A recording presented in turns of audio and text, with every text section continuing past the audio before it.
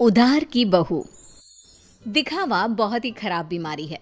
कहते हैं ना, जिसे दिखावे की बीमारी लग जाती है उसका कहीं कोई गुजारा नहीं है। एक दिन राधा पड़ोसी से कहती है वो क्या है ना, मेरी बहन आ रही है आज शाम को 2 घंटे के लिए।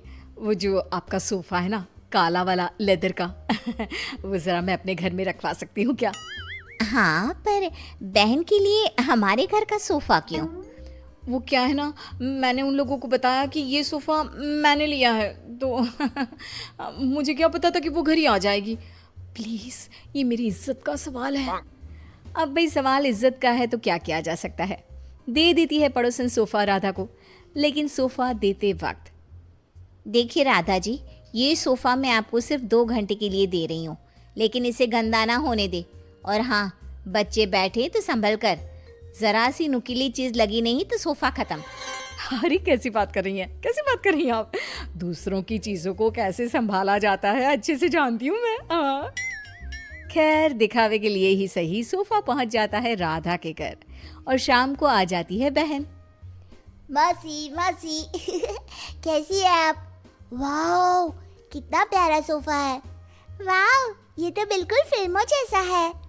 ये बोलकर बच्चे सोफे पर कूदने लगते हैं कि राधा, अरे नहीं नहीं नहीं, सोफे पर मत कूदो ना बेटा, ना ना ना। राधा की बहन समीरा बोल पड़ती है, वाह दीदी वाह, ये सही है। मेरा बेटा थोड़ी देर खेल भी नहीं सकता क्या? अरे नहीं नहीं, वो बात क्या है ना कि सोफा थोड़ा थोड़ा क्या राधा, कहाँ से आया ये सोफा? क्या बात है दीदी, जीजा जी को बताए बिना सोफा खरीद लिया क्या? वो क्या है ना, मैं जा रही थी धनिया खरीदने, रास्ते में मुझे ये सोफा अच्छा लगा तो मैंने खरीद लिया। वाह दीदी, ये तो लाखों का लग रहा है। राधा तो अब अपनी तड़ी में आ जाती है। लाख? लाख क्या अमाउंट है मेरे लिए? अरे कई बार तो मैं चौक तक रिक्शा लेती हूँ और मन कर गया तो फ्लाइट से मनाली मसूरी घूम कर आ जाती हूँ। हाँ। देखो, देख रहे हो मेरी दीदी के पास कितना पैसा है? जीजा जी कितना पैसा कमाते हैं कि लेने निकलती है 10 रुपए का धनिया और ले आती है लाख रुपए का सोफा। तभी पीछे से कुछ फटने की आवाज आती है। माँ। अरे अरे अरे, क्या हो गया बच्चा? सभी देखते हैं कि बच्चा जमीन पर गिरा होता है और उसके हाथ में सोफे का कपड़ा होता है। बच्चे ने सोफा फाड़ दिया होता है, जिसे देखते ही राधा बौखला जाती है। अरे ये क्या कर दिया? राधा को तो न जाने क्या हो जाता है, वो जोर जोर से रोने लगती है। अरे क्या हो गया? फट गया तो दूसरा ले लेना, फिर कभी मिर्ची धनिया लेने निकले तब ले लेना। क्या समीरा, कैसी है तुम्हारी दीदी? इतनी छोटी सी चीज के लिए ऐसे रो रही है जैसे खुद खरीदा सोफा नहीं, पर हम लोगों को दिखाने के लिए पड़ोसी से मांग लाई हो वो सोफा फटा हो। समीरा, क्या सच्ची? हाँ, वैसे मुझे याद आ रहा है, पड़ोसी के घर थोड़ी देर पहले ही ये सोफा उतारा जा रहा था। वैसे दीदी ये कर सकती है, उनसे यही उम्मीद है। लेकिन दीदी, ये तो मैं थी, आपकी छोटी बहन, मुझसे दिखावा करने की क्या जरूरत थी? मुझे माफ कर दे, मैं आपसे किसी का सामान लेकर नहीं आऊंगी। अरे अगली बार की छोड़ो, इस बार का क्या करेंगे? ये सोफा कैसे? जीजा जी, मैंने फैशन डिजाइनिंग का कोर्स किया है, मैं सोफा अभी ठीक कर देती हूँ, पता भी नहीं चलेगा कि ये कभी फटा भी था। बस फिर क्या था, समीरा सोफा ठीक कर देती है। सोफा पड़ोसन के घर चला जाता है, उसे कुछ पता नहीं चलता और राधा कान पकड़ती है कि वो अब से किसी का कुछ भी उधार नहीं लेगी। लेकिन फिर एक दिन राधा की सहेली, यार राधा, कितना वक्त हो गया, हम लोगों ने बात भी नहीं की, कैसी है तू? मैं तो मस्त हूँ, तू बता क्या चल रहा है, कहाँ घूम रही है? अरे कुछ नहीं, बहुत समय हो गया था तो सोचा तुझसे मिलने आओ। तो खाना बना लेना, मैं और मेरी ननद आएंगे खाने पर। और हाँ, मेरी ननद ना बहुत बड़े घर की है, तो थोड़ा स्टेटस देख लेना। हाँ। अरे कैसी बात कर दी, वो तो तू ना भी बोलती ना तो मेरा स्टेटस खुद बोलता। वैसे भी यार, मैं बहुत रईस हूँ। हाँ, तूने मेरे सोशल मीडिया नहीं देखे क्या? अब क्या था, राधा के घर उसकी सहेली आ रही थी, तो जो वो दिखावे वाला कीड़ा था ना, फिर से उछाले मारने लगता है। राधा किचन में जाती है जहाँ पर, हाय रे, मेरे पास तो ये सिंपल सा डिनर सेट है। अब कैसे मैं उसे अपना हाई प्रोफाइल वाला स्टेटस दिखाऊंगी। एक काम करती हूँ, वो जो नई पड़ोसन आई है उसके घर से ले आती हूँ, कम से कम इज्जत तो बनी रहेगी। राधा पड़ोसन के घर जाती है और देखती है कि सामने ही शोकेस में महंगा वाला डिनर सेट लगा होता है। वो क्या है ना, मेरे घर में कुछ ज़्यादा ही लोग आ रहे हैं, तो वो नीला वाला डिनर सेट आप मुझे दे सकती हैं प्लीज़। पड़ोसन नई होती है, मोहल्ले में जान पहचान बनाने के लिए बिना ज़्यादा बोले वो डिनर सेट तो दे देती है, लेकिन देते वक्त, आप ले जाइए, बस ये ध्यान रखिए कि ये रोम से आया है, मेरे पति लाए थे, तो लाखों का है ना? लो कर लो बात, वो तो देख कर ही लग रहा है। क्या है ना, मेरे पति भी विदेश का ही सामान घर पर लाते हैं। मेरे पास सेम टू सेम था, पर पुराना हो गया था ना, तो मैंने नौकरानी को दे दिया था। हाय रे, सच्ची? मेरा तो 10 साल हो गया, पर आज भी हाथ कांपते हैं किसी को देते। खैर, डिनर सेट लेकर राधा घर आ जाती है। मेहमानों के सामने प्लेट रखती है तो सहेली की ननद बोल पड़ती है, अरे ये डिनर सेट तो बहुत ही खास लग रहा है, कहाँ से लिया? रोम। रोम से लिया है, लाखों का है। यार सच्ची मानना पड़ेगा, तूने तो बड़ा स्टेटस मेंटेन रखा है, क्यों? तभी ये क्या, एक बार फिर किस्मत खराब, ननद के हाथ से प्लेट गिर जाती है और टूट जाती है। हे भगवान, ये क्या कर दिया।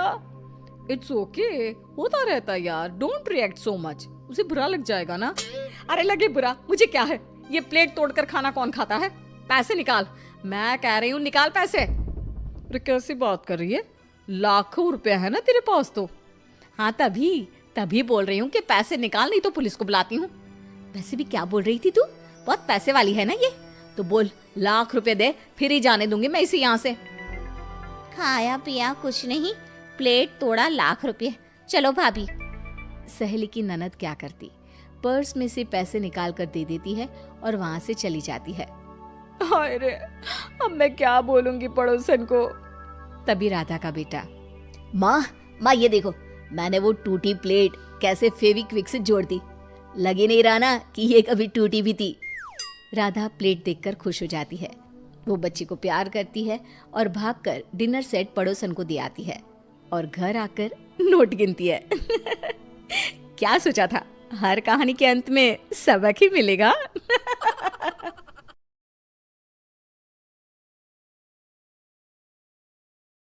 उस्ताद जेठानी।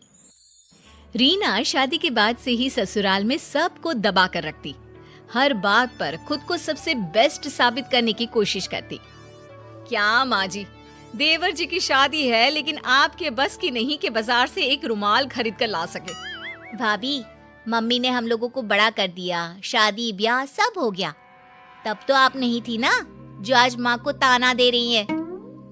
एक तो तुम लोग यहाँ आती हो, फिर मेरे और माँ के बीच लड़ाई करवाती हो। अरे सही तो बोल रही है मेरी बिटिया, घर की बहू हो और 4 काम करना पड़ गया, इसमें क्या होशियारी दिखाना। अरे करना है तो करो, नहीं तो। बस ये सुनकर रीना का तांडव शुरू हो जाता है।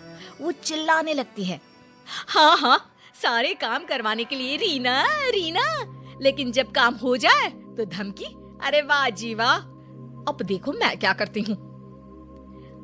घर पर छोटे देवर की शादी, ऊपर से भाभी नाराज। अरे रीना बहू दिखाई नहीं दे रही, उसे बोलो छोटी बहू के घर जाकर उन लोगों से पूछ ले, कोई काम की जरूरत तो नहीं है। लेकिन रीना बहू हो तब ना। पापा, भाभी तो मायके चली गई, ये कहकर गई है कि शादी में भी नहीं आएंगी। अरे ये क्या बात होती है, समाज क्या कहेगा। और अब जब सब घर में आने वाले हैं, ऐसे में बड़ी बहू का घर में ना होना बिल्कुल भी ठीक नहीं है ये बात। अरे पापा रहने दो ना उसे, वहीं छोटी छोटी बात पर घर पर कलेश करती है, सोचती है खुद किसी को कुछ भी बोले लेकिन उसे कोई कुछ ना बोले। ऐसा होता है क्या? अरे फिलहाल तो बहू को मना कर लाना जरूरी है, ड्राइवर से बोलो कार निकाले, हम खुद जाएंगे। घर के सभी लोगों को बहू पर गुस्सा आता है। जो आदमी अपने उसूलों के आगे किसी के सामने नहीं झुका, वो कल की आई एक लड़की को मनाने जा रहा है। पता है ना माँ, पिताजी को समाज, परिवार और आस पड़ोस की कितनी परवाह है। पापा सबके सामने मिसाल कायम करके खड़े हैं कि उन्होंने पूरा परिवार बांध कर रखा है। ऐसे में भाभी नहीं होंगी तो पापा की प्रतिष्ठा में उंगली तो उठेगी ही ना। ये भाभी की जीत नहीं, सबसे बड़ी हार है, हार। उधर मायके में रीना की माँ। अरे बेटी, क्या बात है, इतने पैसे वाले लोगों को घुटने में ले आई तू। देख, तेरा ससुर कैसे गाड़ियों का काफिला लेकर आया है हम लोगों के दरवाजे। अरे माँ, बस बहुत हो गया इन लोगों का नाटक। अब तो देखो, वो जो इन लोगों का दूसरा बंगला है ना, देवर की शादी के बाद वहां जाकर रहूंगी मैं, देख लेना। तभी ससुर बहू के मायके आते हैं। रीना की माँ नाटक करती है।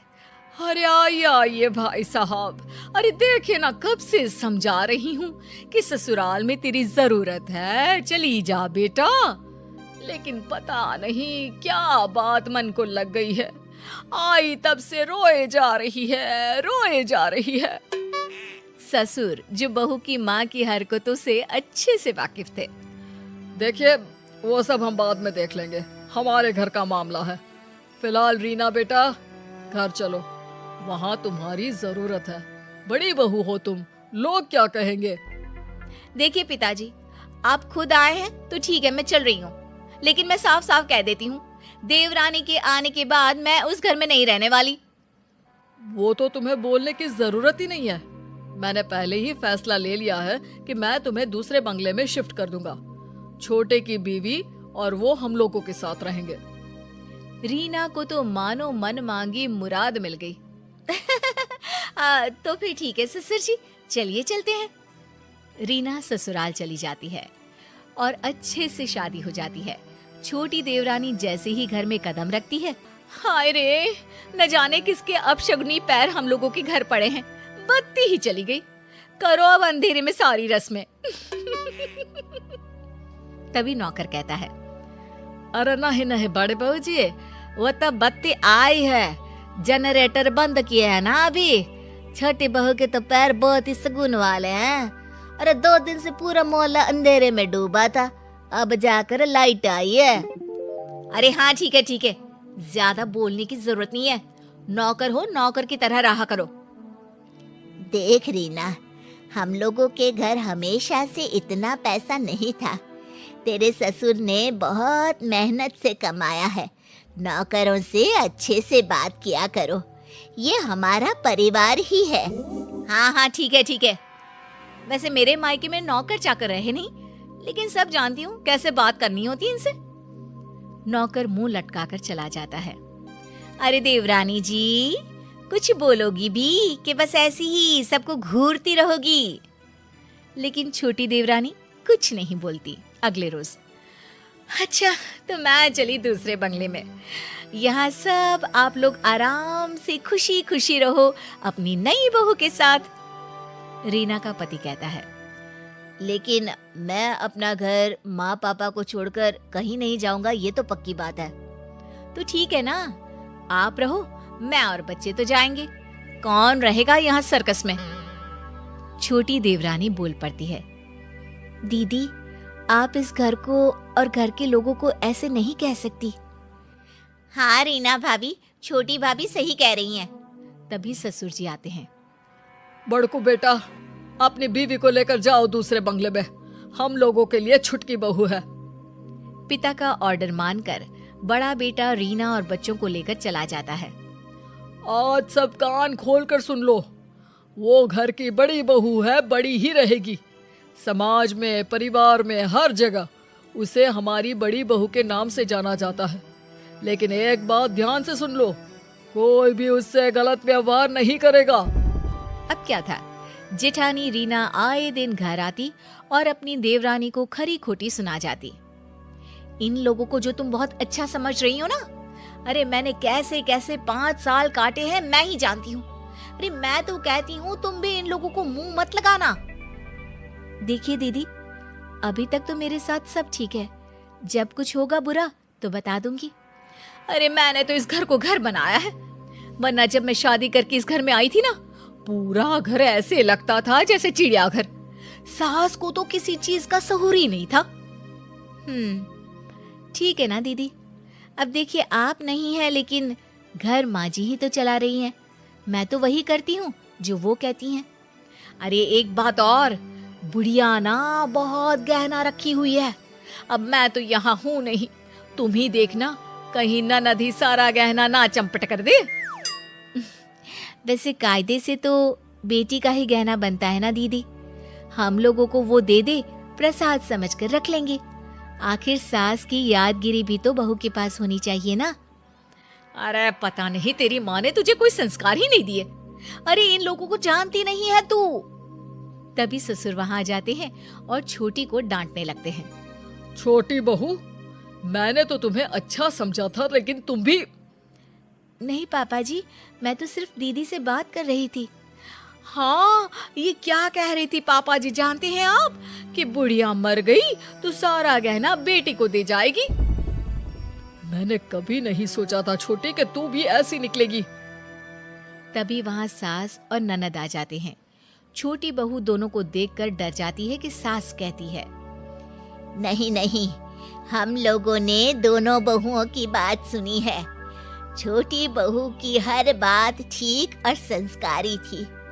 बड़ी बहू इस घर की हम लोगों की दिल खोल कर बुराई कर रही थी। जेठानी जैसे भी क्यों ना हो, जरूरी नहीं कि देवरानी भी वैसे ही निकले। हर एक के घर के अपने संस्कार हैं। बड़ी, तूने अलग घर ले लिया है, अब यहाँ का रास्ता भूल ही जा तो अच्छा है। छोटी सास की बात सुनकर चैन की सांस लेती है।